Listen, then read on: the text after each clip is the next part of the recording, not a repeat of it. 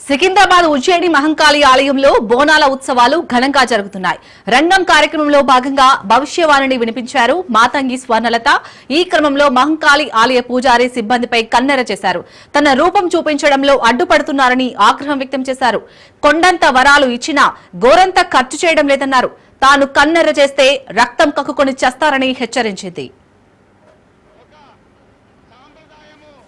మనం జరుగుతా ఉంది. మీ సహాయము మీ సమన్వయం కావాలి. తనకు పూజలు జరిపించాలన్నారు స్వర్ణలత. ప్రతి ఏడాది ఏదో ఒక ఆటంకం కలిగిస్తున్నారని అసహనం వ్యక్తం చేశారు. ఏటా తన కోరిక చెబుతూనే ఉన్నా లెక్క చేయడం లేదంటూ మండిపడ్డారు. రాబోయే రోజుల్లో మరో మహమ్మారి వెంటాడుతుందని, అగ్ని ప్రమాదాలు జరగొచ్చు, కానీ జాగ్రత్తగా ఉండాలన్నారు స్వర్ణలత. ఇక పాడి పంటలు సమృద్ధిగా పండించే బాధ్యత తనదేనని, వర్షాలు మంచిగా కురిపించే బాధ్యత కూడా తనదేనన్నారు స్వర్ణలత. ఊరేగింపు చేస్తా ఉన్నారు. మరి యువకులు స్వచ్ఛందంగా ఆడుతున్నారు. ఒక సాంప్రదాయము. రాష్ట్రాన్ని, దేశాన్ని కాపాడే భారం తనదని చెప్పారు. బాల బాలికలను విచ్చలవిడిగా వదిలేసినా తాను కడుపులో పెట్టుకుని కాచుకుంటున్నానన్నారు స్వర్ణలత. ఈసారి చాలా సంతోషంగా పూజలు చేశారని సంతోషం వ్యక్తం చేశారు.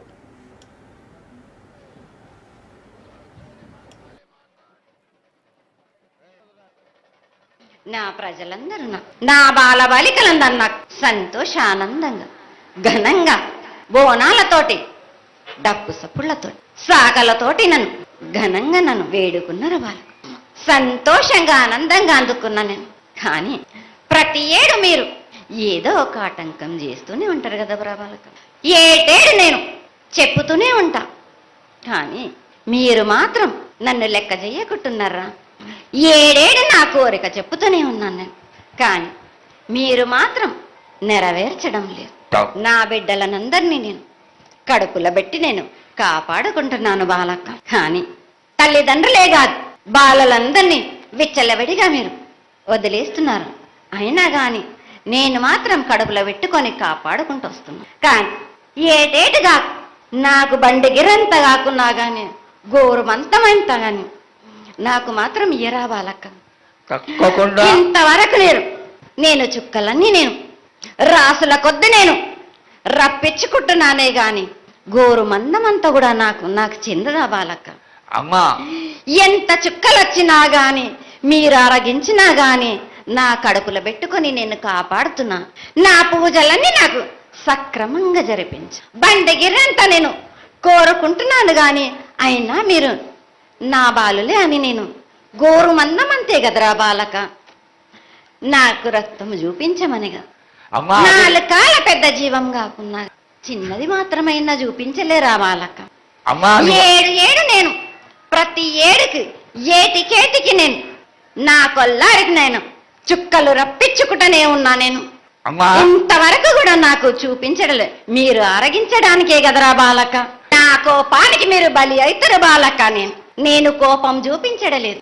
నేను కోరుకుంటున్నాను. నేను నా బాల బాలికలందరినీ కాదు, మీ అందరినీ కూడా నేను నా కడుపులో పెట్టి కాపాడుకుంటున్నాను. కానీ నేను ఇంత చుక్కలు రప్పించుకున్నా గాని నాకు సక్రమంగా నాకు పూజలు జరిపించండి బాలక. నేను వేడుకునేదే కాదు, నేను ఆజ్ఞ చేసిందంటే, నేను నా కన్ను ఎర్ర చేసిందంటే మీరు మాత్రం రక్తం గక్కుచోని చేస్తారు.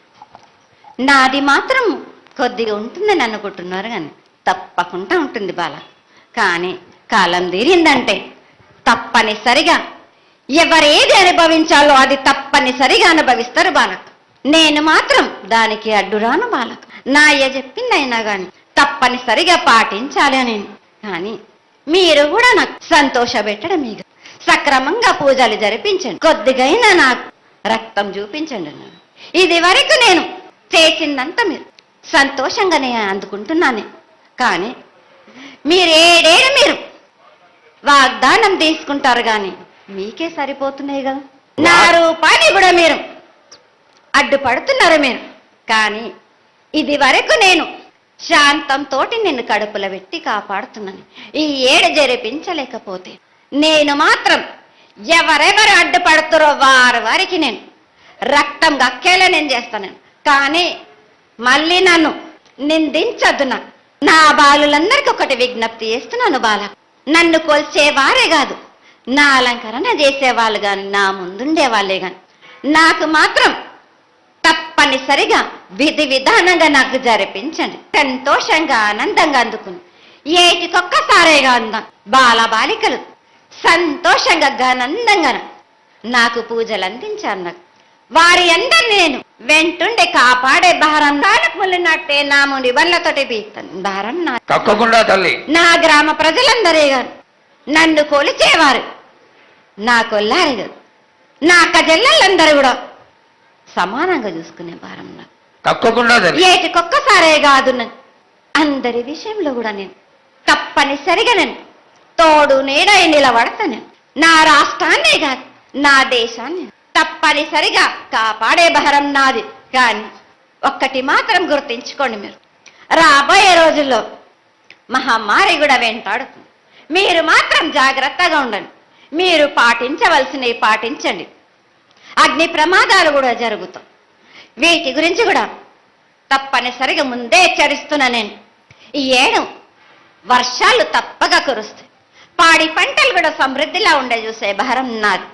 మీరు మాత్రం 5 వారాలు నాకు పప్పు బెల్లం పలహారాలతోటిగా నాకు ఎట్టి విధంగా ఈ జాతర జరిపించారు. నాకు అట్టి విధంగా నాకు కొల్లారి నుంచి బాల బచ్చల దగ్గర నుంచి నా ముందుకొచ్చి నాకు కడివడి సాకబోసి నాకు పసుపు కుంకులముతోటి నన్ను ఆనందపరచండి. నాకు సంతోషంగా ఆనందంగా అందుకొని మీరు కోరిందల్లా కొంగు బంగారం చేసే మహంకాళిని నేను. ఈ ఏడు నాకు నా రూపాన్ని నిలబెట్టేసరికి నాకు మాత్రం రక్తం చూపియండి. నాకు రక్తం చూపించకపోతే నేను మాత్రం ఊరుకోను. వాళ్ళక్క కొల్లారే కాదు, గ్రామం మొత్తం సంచారం చేస్తాను. ఎవరాపినా గాని నేను మాత్రం ఆగను బాలక. ఇది వరకు నేను సంతోషంగా ఆనందంగా అందుకుంటు. ప్రాణానికి మాత్రం నష్టం జరిపించను గాని రక్తం మాత్రం తప్పనిసరిగా చూపిస్తాను నేను. ప్రతి సంవత్సరం కంటే ఎక్కువ సంఖ్యలో భక్తులు వచ్చి అమ్మవారిని కొలిచి అందరూ బాగుండాలి అని వేడుకునే సందర్భంగా దాని కార్యక్రమంలో భాగంగా ఈరోజు భవిష్యవాణి కార్యక్రమం జరిగింది. భవిష్యవాణిలో రాబోయే కాలంలో సమృద్ధిగా వర్షాలు, ప్రజలంతా సుఖ సంతోషాలతో ఉండాలని అమ్మవారి ఆశీర్వచనం ఇచ్చినారు. దేవాలయానికి సంబంధించి కొన్ని సూచనలు చేసినారు. తప్పకుండా ప్రభుత్వం పక్షాన అవన్నీ కూడా త్వరితగతిన చేసే విధంగా చేయడంతో పాటుగా తెలంగాణ ప్రభుత్వం తరఫున రోజు రోజుకు అమ్మవారికి సంబంధించినటువంటి అన్ని రకాల శాస్త్రీయంగా దేవాదాయ శాఖ పక్షాన జరగాల్సిన పూజలన్నీ కూడా నిత్యము ఎటువంటి లోపం లేకుండా జరుగుతూ ఉన్నాయి. ఆషాఢ మాస బోనాలు హైదరాబాద్, తెలంగాణ దేశవ్యాప్తంగా ఒక చారిత్రాత్మకంగా సాంప్రదాయ పద్ధతిలో జరిగే బోనాలకు ఏర్పాట్లన్నీ కూడా ప్రభుత్వ పక్షాన చేసినాం. ప్రజలందరూ కూడా సహకరిస్తా ఉన్నారు అమ్మవారి దర్శనం పొందడానికి. అమ్మవారు ఇన్ని సేవలు వచ్చినా గతంలో ఎప్పుడో 60-70 సంవత్సరాల కింద బంద్ అయినటువంటి బలి రక్తానికి సంబంధించినటువంటి అంశం మీద ప్రస్తావించిన మాట వాస్తవం. అయితే దాన్ని ప్రభుత్వంలో ఉండబడేటువంటి కొంత పెద్దలను కూడా కలిసి సాంప్రదాయంగా దేవాదాయ శాఖకు సంబంధించి ఇతర కొంత అందరినీ కూడా సంప్రదించిన తర్వాత తప్పకుండా నిర్ణయం తీసుకుంటాం. అగ్ని ప్రమాదాలు జరుగుతూ ఉన్నాయి, వాటిని నివారించడానికి అమ్మవారిని ఆశీర్వచనం అడిగినాం. మన తెలంగాణకి కాదు దేశం మొత్తం మీద అగ్ని ప్రమాదాలు, విమాన ప్రమాదాలు, అకాల మరణాలు జరుగుతూ ఉన్నాయి. కాబట్టి అటువంటి జరగకుండా ఉండే విధంగా బలాన్ని ఆశీర్వచనం. నిన్న అమ్మవారి దర్శనము కొన్ని వేలాది మంది భక్తులు దర్శించుకోవడం, సాయంత్రం పలారం బండ్ల ఊరేగింపులు, పొద్దున్నే భవిష్యవాణి రంగం కార్యక్రమం జరిగింది. బలిగంప తర్వాత అంబారి ఊరేగింపు మరి ఇప్పుడు ప్రారంభం కాబోతుంది. మళ్ళీ సాయంత్రం పలారం బండ్ల ఊరేగింపు. కానీ పండుగ అనేది నిర్బంధాల మధ్యన జరగదు.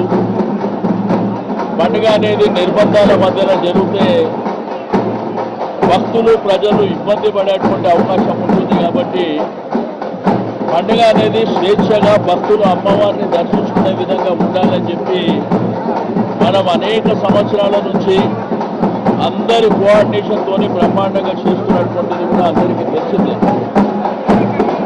2014లో తెలంగాణ ప్రభుత్వం వచ్చినప్పటి నుంచి రాష్ట్ర పండుగగా వచ్చిన తర్వాత ఏర్పాట్లు కూడా బ్రహ్మాండంగా చేపట్టడం జరిగింది.